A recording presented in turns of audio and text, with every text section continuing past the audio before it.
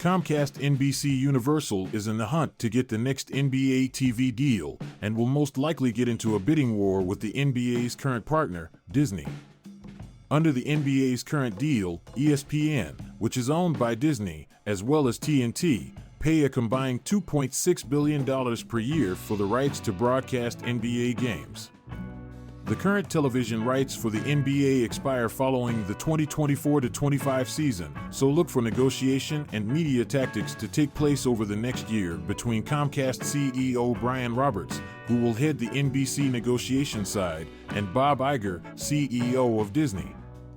Comcast NBC is looking to bring the NBA back to the Peacock, as their last stint with the NBA took place from 1990 to 2002.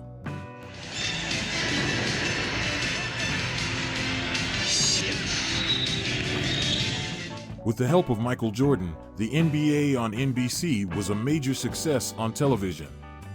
That deal between the two companies was very successful during the first 8 years of its run, but after Michael Jordan retired in 1998, the NBA saw its television ratings and revenue take a hit, leaving the door open for another company to swoop in following the end of NBC's contract with the league in 2002.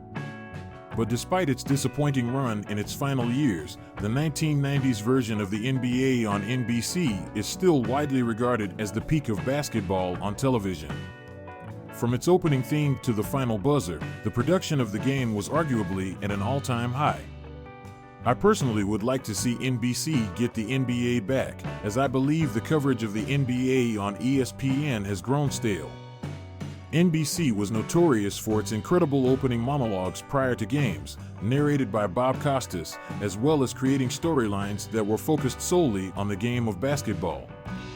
The NBA during that time period also focused on promoting many of its stars, despite Michael Jordan being the face of the league.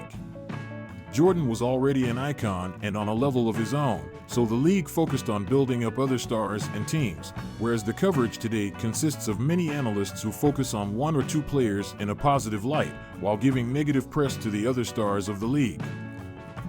Disney has also clearly had a hand in the political agenda of the game, with Bob Iger's close friend Adam Silver manning the ship. But the blame should not strictly be on ESPN, Disney, and Adam Silver for these issues, as the current time period we are in on a societal level plays a factor, as well as the owners, who we can't forget are the ones who placed the commissioner in the position he is in. Despite the major dollar signs being thrown around for TV deals in not only the NBA, but all live sports, the NBA has actually turned off a portion of its older fan base.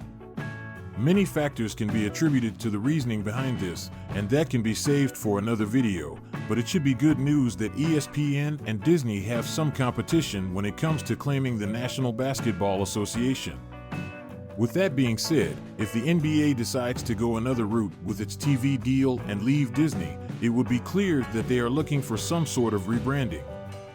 The NBA has immense talent and a great following, but there is definitely room to grow. The 2022-23 season has completed, and the ratings across ABC, ESPN, and TNT were abysmal. The average game saw 1.59 million viewers tune in, which represented the fifth least watched season in the last 30 years of NBA television. The low ratings is nothing new for the LeBron James and Adam Silver-led NBA, as the past 4 seasons of NBA basketball on television also rank among some of the least watched in the past 30 years of basketball. The NBA has seen a major cut in popularity since the 90s, and this year did not help the cause. For example, the NCAA Women's Elite Eight matchup between Iowa and Louisville averaged more viewers than any NBA game on ESPN during the regular season, something Adam Silver and the rest of his crew cannot be too happy about. NBC is reportedly seeking a package that includes regular season and postseason games on its channels as well as its Peacock streaming platform. This would also mark the second time in recent history that both business executives, Roberts and Iger, faced off in a bidding war. Back in 2019, both Disney and Comcast NBC Universal fought for a portion of Rupert Murdoch's Fox empire, with Iger and Disney getting the victory. But the price was hiked up exponentially because of Robert's $65 billion cash offer, causing Disney to cough up nearly $72 billion to seal the deal.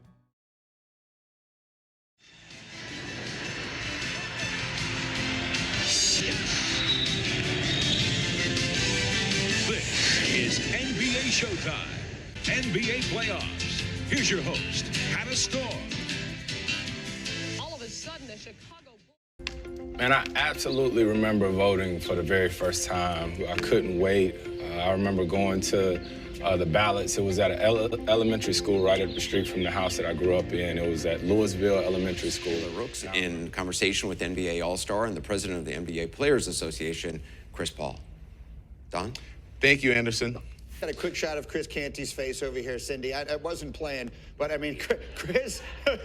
I don't understand. Ron is shooting 50% with Dylan Brooks as the closest defender in this series. 50%. I was probably wrong for sharing a personal story, but that's what we do. That's what we do here on our show. I was probably wrong, but that's what we do. Purpose, and he did it with intentions, okay? Let's get that out the way. Here's the thing that we have to... looking at the play, You can't look at a person.